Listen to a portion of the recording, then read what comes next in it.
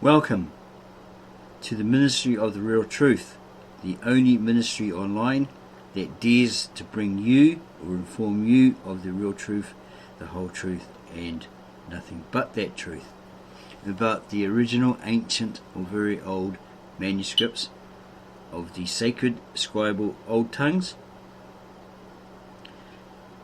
of the Old Testament, the Lishana Artika or Sapraya of the original ancient or very old Tav Asherit, translated into English. We bring you the scriptures of the OT from around 800 BCE, copied by scribes and monks in Urhai around 800 BCE, and also the Aramaic Galilean New Testament, both spoken and written or recorded by Yeshua Mashiach, or Jesus the Messiah, and the original disciples of that Messiah from the 1st century AD through to the 4th century AD. This video is part of the Prove It series. In this video we strive to prove that there was the original disciples of Yeshua Mashiach, or Jesus the Messiah, as Indian or historical records of India attest that the disciple Thomas, etc., went to India, founded several churches there, evangelized, and Thomas was eventually killed or martyred by two Brahmins who had hatred for him. They were angry at him, and they enticed the crowd, and then they stoned him, supposedly, around 72 AD. So, if the original disciples are proven to have existed by them being proven that they were in India evangelizing, etc., then their teacher or master or Lord must have existed. There's always a possibility that they made it all up, but some may say that, and that doesn't prove Jesus actually existed. Then Buddha never did. Buddha never existed. He had followers, but he never existed. We would say, well, King Agbar's letter to Jesus, written and supposedly stored in a silver box, etc., held by the Roman Catholic Pope,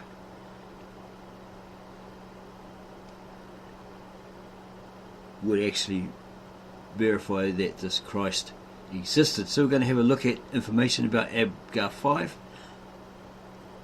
Abgar 5 died around AD 50. He was called Ukama, meaning the black, in Syriac and other dialects of Aramaic. Was the king of Osroene, was an ancient region and state in Upper Mesopotamia. The kingdom of Osroene, also known as the kingdom of Edessa, according to the name of its capital city, existed from the 2nd century BCE up to the 3rd century CE, etc.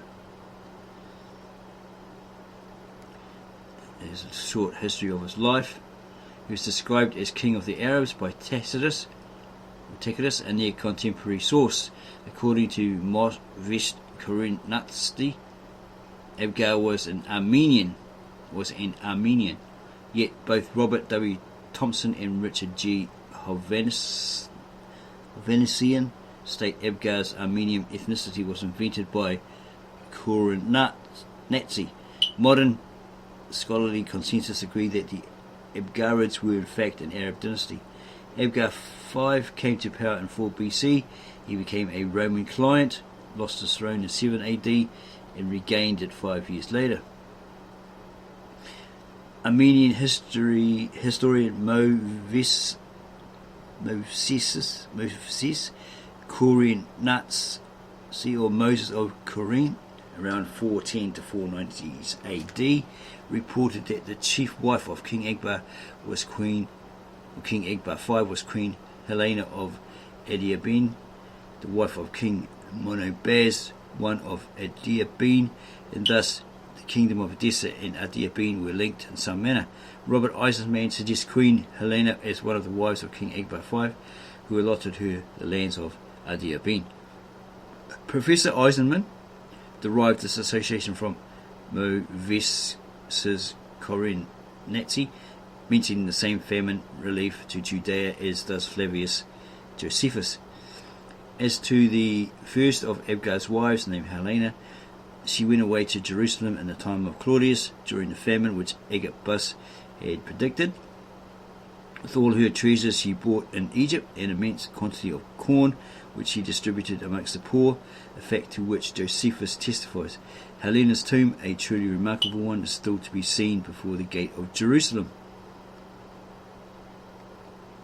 Professor Eisenman goes on to equate King Agbarus V with the Agabus in Acts of the Apostles.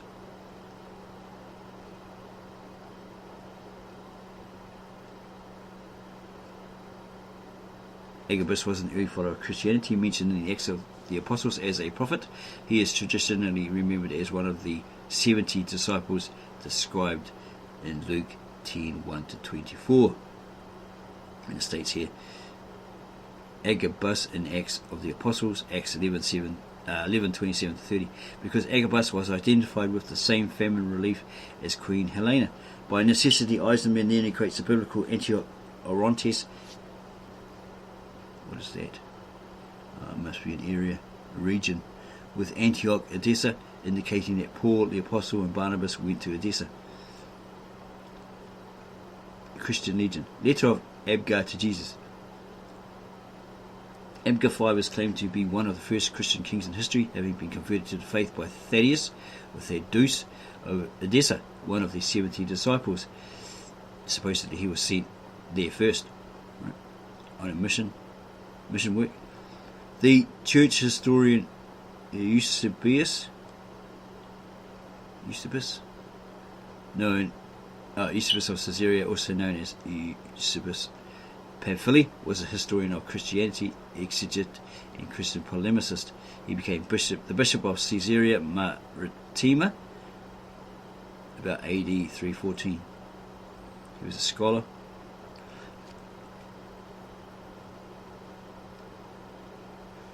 The church historian Eusebius records that the Edessan archives contained a copy of a correspondence exchange between Agbar of Edessa and Jesus.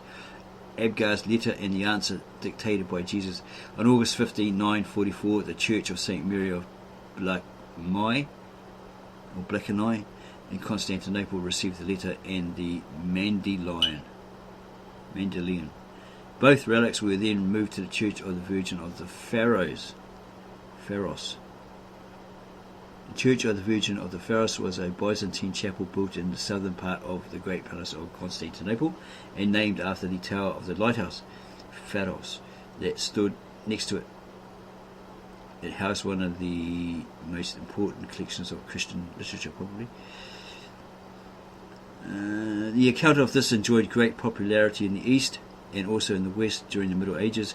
Jesus' letter was copied on parchment, inscribed in marble and metal, and used as a talisman or an amulet. Of this correspondence there survived not only a Syriac text, but an Armenian translation, as well as 2 independent Greek versions, shorter than Syriac, and several inscriptions on stone. A curious growth has arisen from this event, with scholars disputing whether Agbar suffered from gout or from leprosy, whether the correspondence was on parchment or papyrus, and so forth. The text of the letter was, Abgar, ruler of Edessa, to Jesus, a good physician, who has appeared in the country of Jerusalem, greetings. I have heard the reports of you and of your cures as performed by you without medicines or herbs. For it is said that you make the blind to see and the lame to walk, that you cleanse lepers and cast out impure spirits and demons, and that you heal those afflicted with lingering disease and raise the dead. And having heard all these things concerning you, I have concluded that one of 2 things must be true. Either you are God, and having come down from heaven you do these things, or else you, who does these things, are the Son of God. I have therefore written to you to ask you if you would take the trouble to come to me and heal all the ill which I suffer. For I have heard that the Jews are murmuring against you and are plotting to injure you, but I have a very small yet noble city, which is great enough for us both. Jesus gave the messenger the reply to return to Abgar. possibly Thaddeus or someone else, Thaddeus. Blessed are you who has believed in me without having seen me, for it is written concerning me that they who have seen me will not believe in me, and that they who have not seen me will believe and be saved. But in regard to what you have written me, that I should come to you, it is necessary for me to fulfill all things here for which I have been sent, and after I have fulfilled them, thus to be taken up again to him that sent me. But after I have been taken up, I will send to you one of my disciples, that he may heal your disease and give life to you and yours. And supposedly this person gifted him the shroud of Turin, which was later stolen and taken to Italy, and etc. etc. Aggar wrote of the letter in her account of her pilgrimage in Edessa. She read the letter during her stay and remarked that the copy in Edessa was fuller than the copies in her home, which was likely France. In addition to the importance it attained in the apocryphal cycle, the correspondence of King Agbar also gained a place in liturgy for some time. The Syriac liturgies commemorate the correspondence of Abgar during Lent. The Celtic liturgy appears to have attached importance to it. The Liber Hymnorum, Celtic rites, used in Britain, Ireland and Brittany, and the monasteries founded by St. Columbanus and St. Clotilde in France, Germany and Switzerland. A manuscript preserved at Trinity College, etc., etc., gives 2 lines of the letter to Abgar. It is even possible that this letter, followed by various prayers, may have formed a minor liturgical office in some Catholic churches. This event has played an important part in the self-definition of several Eastern churches. Abgar is counted as saint, with feasts on May 11 and October 28 in the Eastern Orthodox Church, Thursday of the third week of Lent, mid-Lent in the Syriac Orthodox Church, and daily in the Mass of the Armenian Apostolic Church. The Armenian Apostolic Church in Scottsdale, Arizona, is named after Saint Abgar, also spelled as Abgar. Critical scholarship. The scholar, top scholar, renowned scholar, Bart de Ehrman, cites evidence from Hans Drevers and others for regarding the whole correspondence as forged, as a fake, I guess, in the 3rd century by Orthodox Christians as an anti-Manichaean polemic and entirely spurious. Manichaeism was a major religion founded in the 3rd century AD by the Parthian prophet Mani in the Sasanian Empire. You can keep in mind the scholar Bart de Ehrman is a self-declared agnostic atheist, while his wife is a Christian who tries to encourage him. But he does state he believes that this Christ existed, but not the Christ of today. A number of, not the Christ version or the version of Christ today, a number of contemporary scholars have suggested origins of the tradition of Agbar's conversion apart from historical record.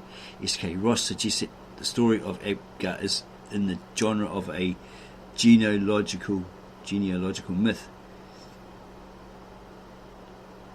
which traces the origin of a community back to a mythical or divine ancestor. F.C. Burkett argues that the conversion of Edessa at the time of Abgar 8 was retrojected upon the apostolic age. William Adler suggests the origin of the story of the conversion of Abgar V was an invention of an antiquarian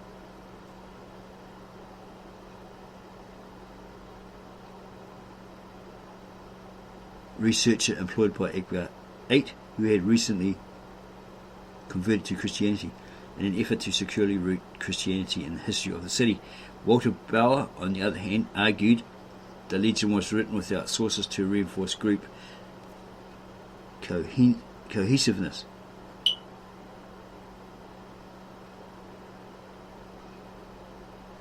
So they all agree, and they all adhere to it, follow it, right?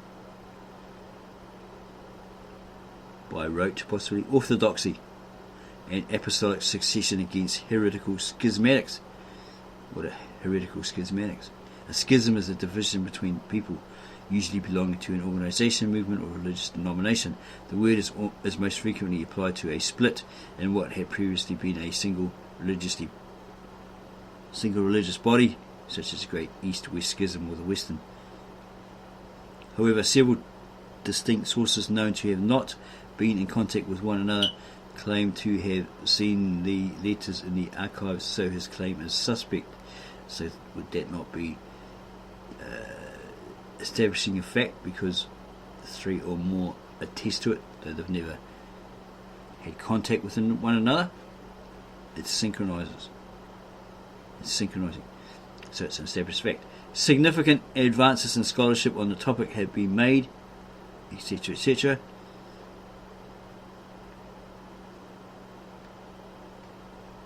The majority of scholars now claim that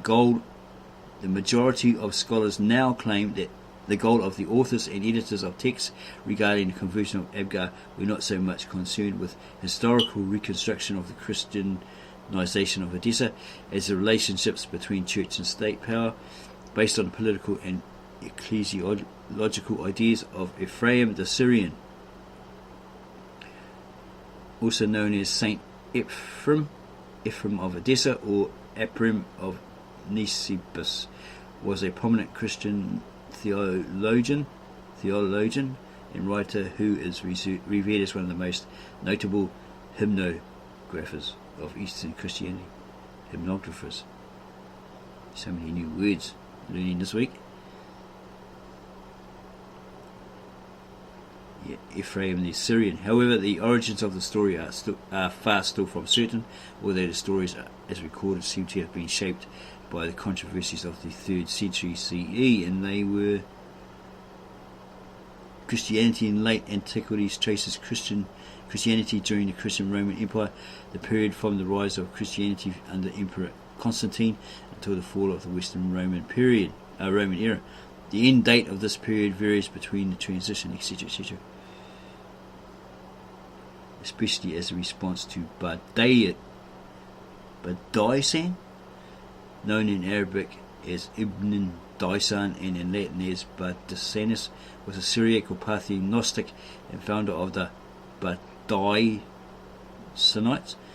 a scientist, scholar, astrologer, philosopher, hymnographer, and poet. And he was renowned for something else. Okay. His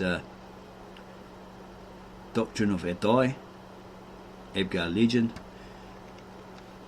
There's a picture here of a fresco from Viraga, St. George Church Chapel, showing King Agbar with image of Christ.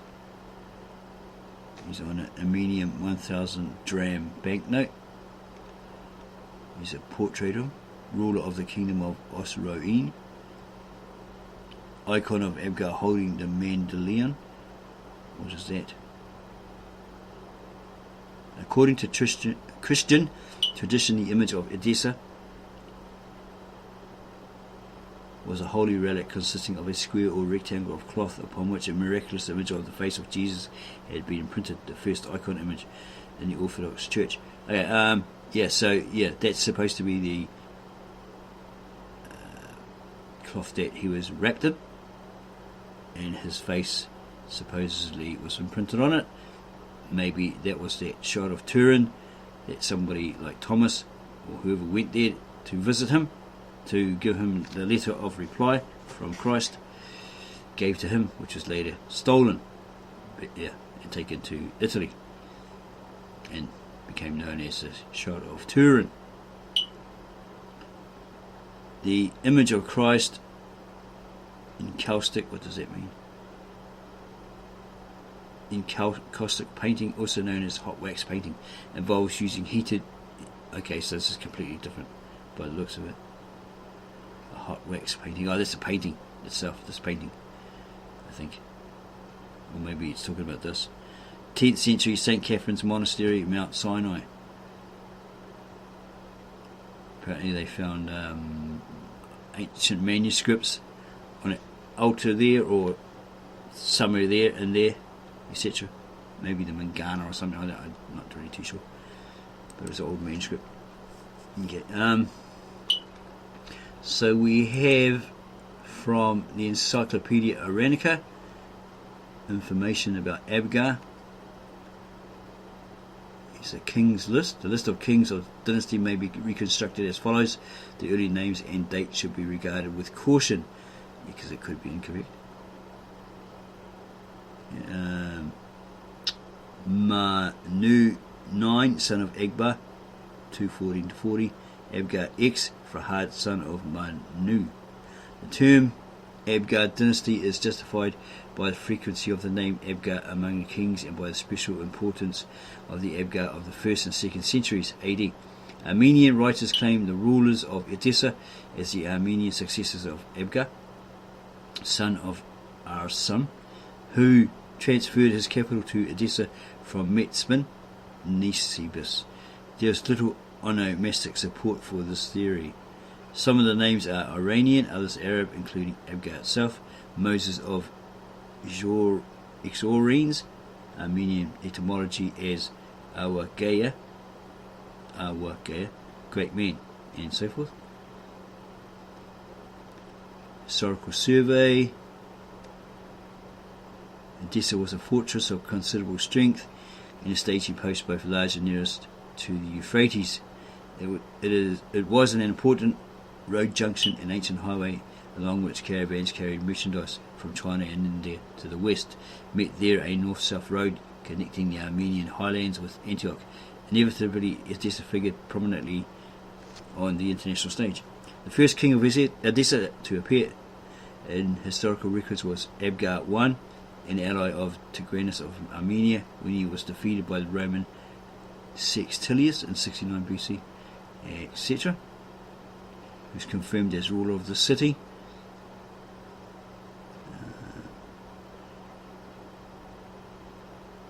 Abgar II was confirmed as ruler of the city. And there's some more history here on that guy. Abgar V. Aggar 5, Ukama, that's the black, famous in Christendom as a contemporary of Jesus, was a member of a delegation that went to Zugma in AD 49 to welcome Merdad, the Roman nominee, to the throne of Parthia.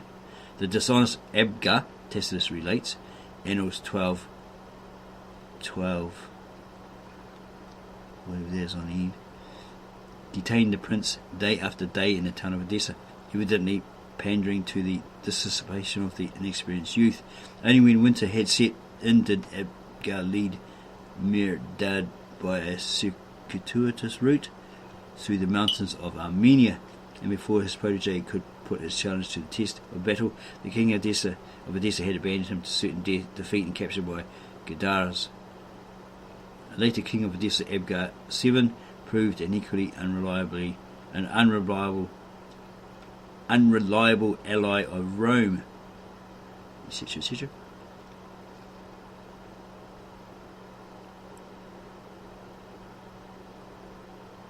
Some pretty bad history there. Things that they did.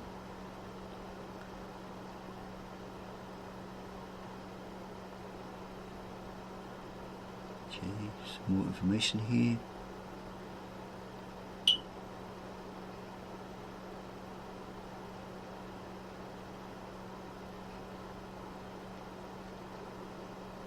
Okay, it was under the Abgar dynasty, Edessans worshipped principally the sun, moon and planets. This is reflected in the ritual depicted in reliefs and mosaics and in personal names. The crescent appeared on coins and accompanied by stars on the king's tiara, etc., etc.